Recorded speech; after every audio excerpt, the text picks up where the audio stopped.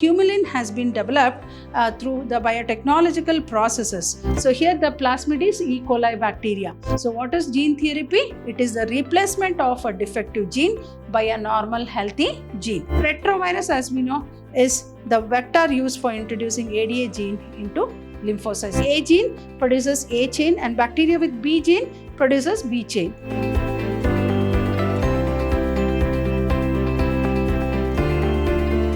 Hello everyone, welcome back to session 3 of this chapter called Biotechnology and its Applications. Myself, B. Shobharani from the Department of Biology, Vidyashram Pre-University College, the Temple of Excellence. Hope you remember in the last session we were studying about the applications of biotechnology, particularly in the field of medicine, where it is used to cure many diseases, and one such is the production of insulin. So now let us understand what are the other aspects, beneficial aspects of biotechnology. So moving on to the advantage of recombinant therapeutics. Now, recombinant therapeutics do not induce unwanted immunological responses like similar products of non-human resources. And here you can come across, so the advantage of the recombinant therapeutics. So many useful drugs have been produced by the applications of biotechnology, which will not have any side effects, which will prove more effective to the user. So here you can see it is used in the process of formation of cosmetics, then proteins, peptides, nutraceuticals, then small molecule drugs, veterinary products, then tobacco products, food safety, dietary supplement, and medical devices. So the advantage of recombinant therapeutics will have so many advantages, where recombinant therapeutics do not induce unwanted immunological responses like similar products of non-human sources. So at present, 30 recombinant therapeutics have been approved for human use the world over. So at present, how many recombinant therapeutics have been used? 30. And at present, 12 therapeutics have been marked for human use in India. See, imagine with the applications of biotechnology, with the knowledge of biotechnology, with the techniques, the advanced techniques and the advanced instruments that are utilized in the making of the products, has definitely helped the human mankind in many ways by curing many diseases and even like producing useful food products, etc. So the very important advantage of recombinant therapeutics is at present 30 recombinant therapeutics have been approved for human use the world all over, but at present 12 recombinant therapeutics have been marked for human use in India.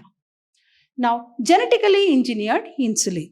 I think all of us know nowadays diabetes has become a very common disorder in many human beings. Maybe the lifestyle, the food habits, and even the stress and the strain that has overcome a human being has definitely made him to get prone to a very common disorder called diabetes mellitus. So what is diabetes mellitus? I think all of us know a very important heterocrine organ called pancreas in the human body, which is both an endocrine gland as well as an exocrine gland. And the endocrine part of pancreas, called islets of Langerhans, is producing two types of cells called alpha and beta cells. So there is an exocrine part and an endocrine part. So the exocrine part of pancreas produces what? Exocrine secretions, pancreatic secretions, which help in the process of digestion of proteins and many useful food substances. So here the endocrine part of pancreas, called islets of Langerhans, produces two types of cells, alpha and beta cells. Alpha cells produces a hormone called glucagon and beta cells produces a hormone called insulin. And I think all of us know the blood glucose level keeps varying in our body depending upon the diet or the stress, or it depends upon the body's metabolic activities, where the glucose level may rise up. So immediately, I think all of us know there is a very unique system inside our body, a unique mechanism inside our body called homeostasis, that is maintenance of internal environment.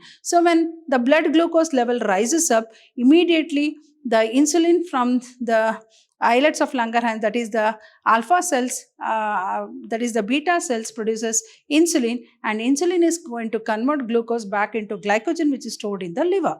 Suppose if glucose level drops, so immediately glucagon comes into the picture and converts back glycogen into glucose. So that is how it is going to maintain balance. So when the pancreas of a person is not functioning properly, then they will have uncontrollable glucose balance, and that will lead to what we call it as diabetes mellitus. So now particularly, the insulin is extracted from the slaughtered cattle and pigs.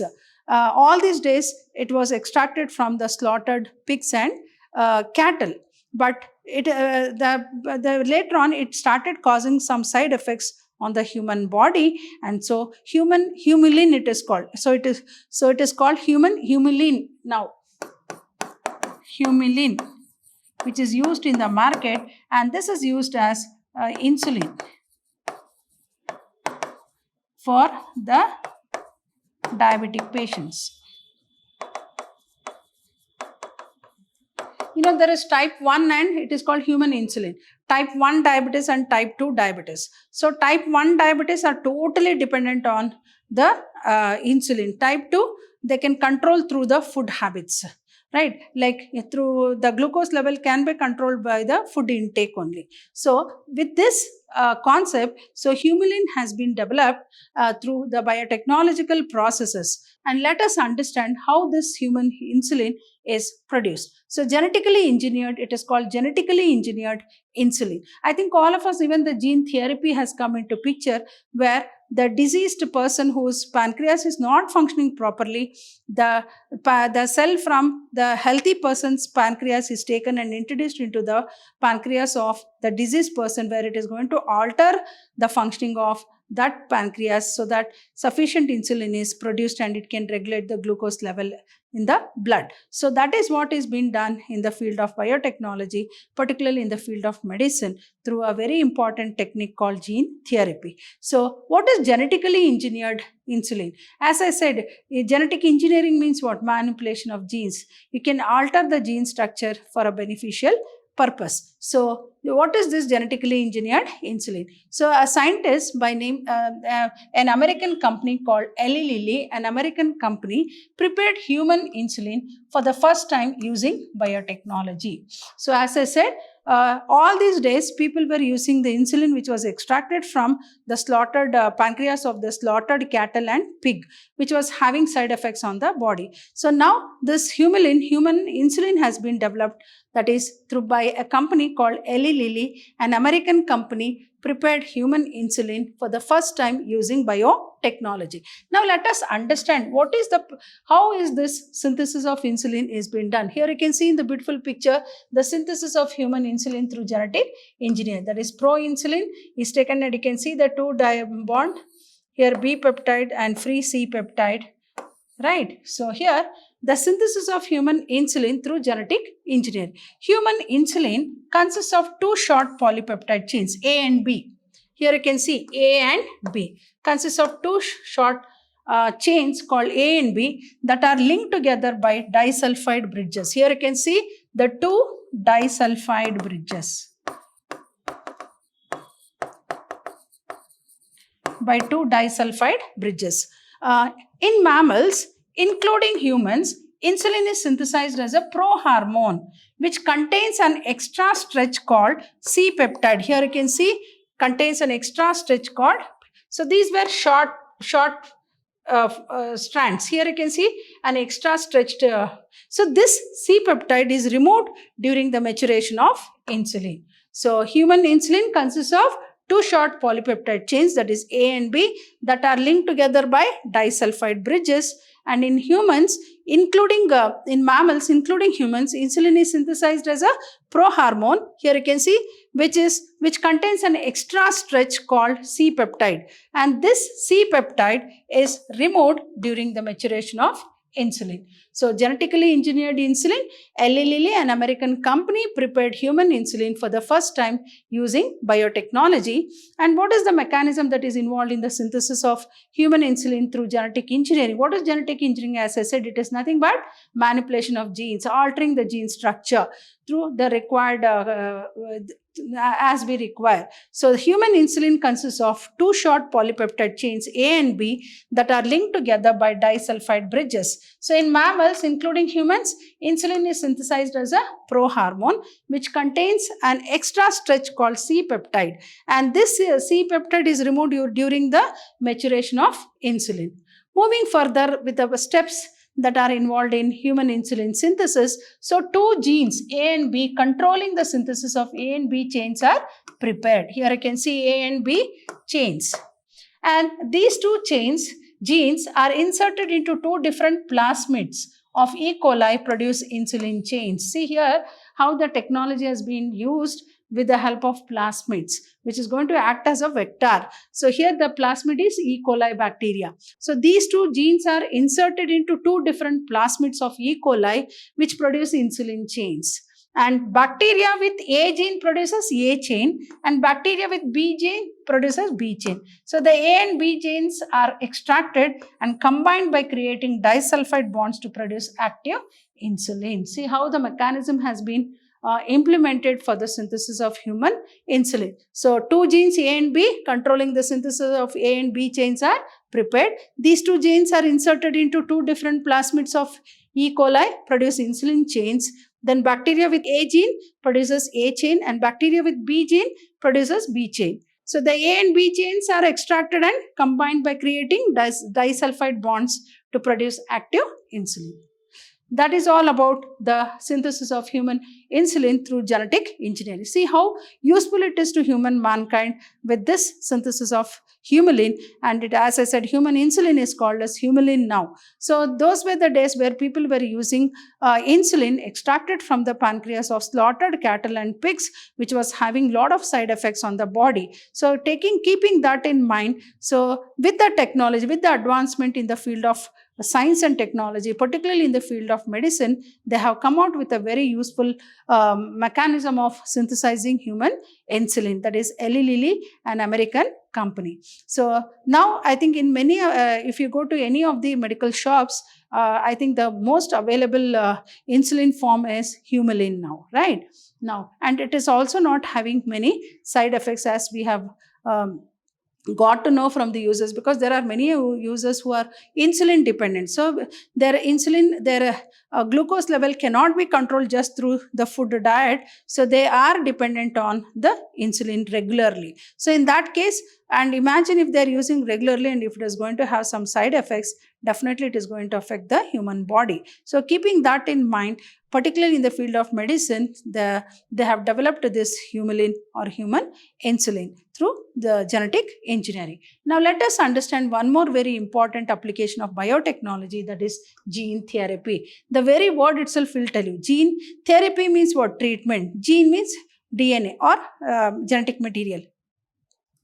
So treating with the gene itself is the best way to avoid or to overcome any of the genetic disorders. So gene therapy, it is a replacement of defective gene by a normal healthy gene. So for example, as I already said, suppose if a person's pancreas is not functioning properly, you can replace the cells of the pancreas with a healthy cell taken from a healthy person, and that particular process is called as gene therapy, gene treatment. So that pancreas will start functioning with the help of those normal cells. So that is what is called as gene therapy. So it is the replacement of the defective gene by a normal healthy gene is called as gene therapy. So this is a very important term from examination point of view, where they are going to ask. So what is gene therapy?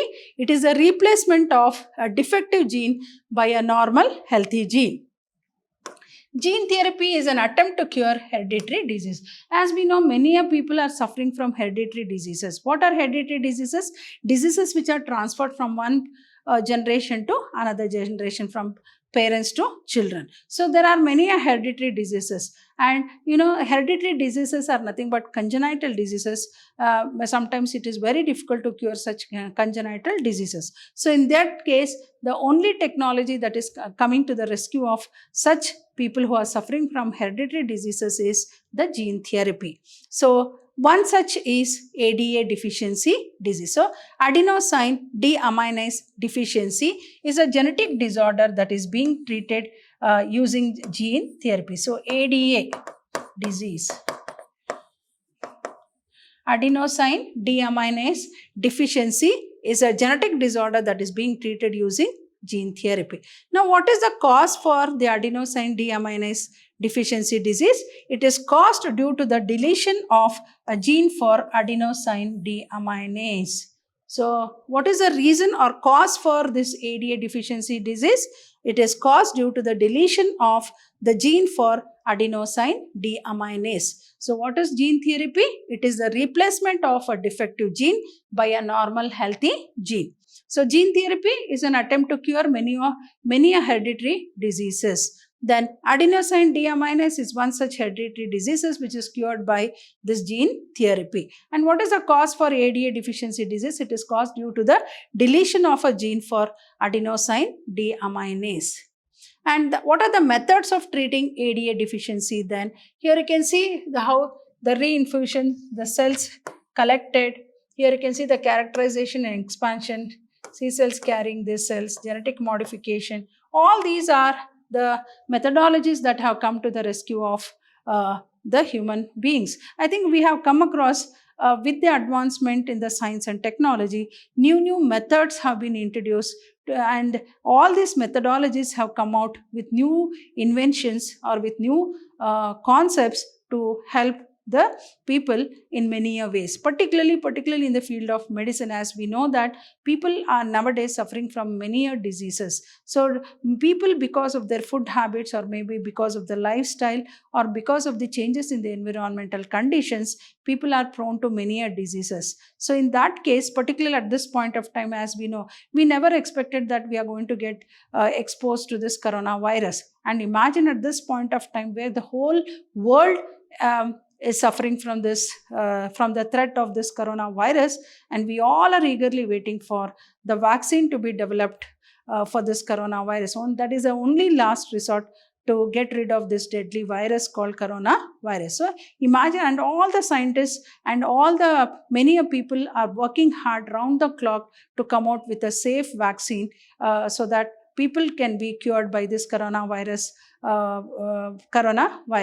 But imagine, but the efforts that the scientists are putting round the clock to develop a vaccine against this coronavirus is really commendable, and we all are eagerly waiting for that vaccine to be developed and to come soon to the market so that we can get rid of this coronavirus. So imagine, that is what is technology, science and technology. Like if we have come across many scientific labs have been developed to work on this particular vaccine, and many countries have come forward for developing this vaccine so that it can help the other people of the other countries also. Like if the vaccine is developed in India, so that can also go to other countries so that it may help the other peoples in the other countries. So that is what is the mutual understanding between the countries. But particularly at this point of time when the whole world is facing this deadly coronavirus. So the methods of treating ADA deficiency. So there are 3 methods that are used to treat this ADA deficiency. One method is called bone marrow transplantation. Very, very important. I think all of you know bone marrow plays a very great role in the body, where it is the one which is going to produce the RBC cells. So the bone marrow transplantation is one such method to overcome this ADA deficiency disorder. Then ADA enzyme replacement theory. So this is the second method to overcome this ADA deficiency, called ADA enzyme replacement therapy. Next, embryonic gene therapy. That is also one method. So what are the 3 methods that are implemented to overcome this ADA deficiency disease? One is bone marrow transplantation. Second one is ADA enzyme replacement theory. Third one is embryonic gene therapy. So retrovirus, as we know, is the vector used for introducing ADA gene into lymphocytes. Lymphocytes are nothing but the defending cells of our body from disease-causing organisms. So, what are the three methods? Bone marrow transplantation, ADA enzyme replacement theory, embryonic gene therapy, and retrovirus is the vector which is used for introducing ADA gene into lymphocytes. So, gene therapy uses. The first clinical gene therapy was given in 1990 on a 4-year-old girl with ADA deficiency. So, here you can see the genetically altered cells are implanted, then bacterium carrying plasmid, normal human genetically disabled retrovirus, cloned ADA gene is incorporated. Here you can see the T cells isolated from a CID the patient, then retrovirus infects blood cells, transfers ADA gene to cells. Cells are grown in culture to ensure and ADA gene is active. So, the gene therapy use was the first clinical gene therapy was given in 1990. It was given in 1990 on a 4-year-old girl with ADA deficiency. Now, what are the steps involved in gene therapy then? Lymphocytes from blood of the patient are grown in a culture outside the body. Then, a functional ADA-C DNA, that is complementary DNA, is then introduced into these lymphocytes, which are subsequently returned to the patient. Next, as these cells are not immortal, the patient require periodic infusion. Here you can see the infusion, right? Periodic infusion, such genetically engineered lymphocytes. If the gene is isolated from marrow cells, early embryonic stages, it could be a permanent cure. So, what are the steps involved in gene therapy for curing ADA deficiency? Lymphocytes from blood of the patient are grown in a culture outside the body. A functional ADA-C DNA is then introduced into these lymphocytes, which are subsequently returned back to the patient. Then these cells are not immortal. So, the patient requires what? Periodic infusion. Infusion means introduction of the cells, such genetically engineered lymphocytes. If the gene is isolated from marrow cells at early embryonic stages, it could be a permanent cure. Right from the embryonic stage, if they take it, then it will cause a permanent cure. Hope you have understood all the concepts what I have explained in this session. So, in the coming session, I'll be dealing with molecular diagnosis. Even diagnosing the disease, diagnosing the disease is very, very important. Then only proper treatment can be done. So, what are the methods or what is the application of biotechnology in molecular diagnosis? Then the techniques used in the diagnosis of some bacterial, viral diseases in human beings. Hope so in the coming session, I'll be dealing with these two very important concepts. Till then, goodbye and thank you.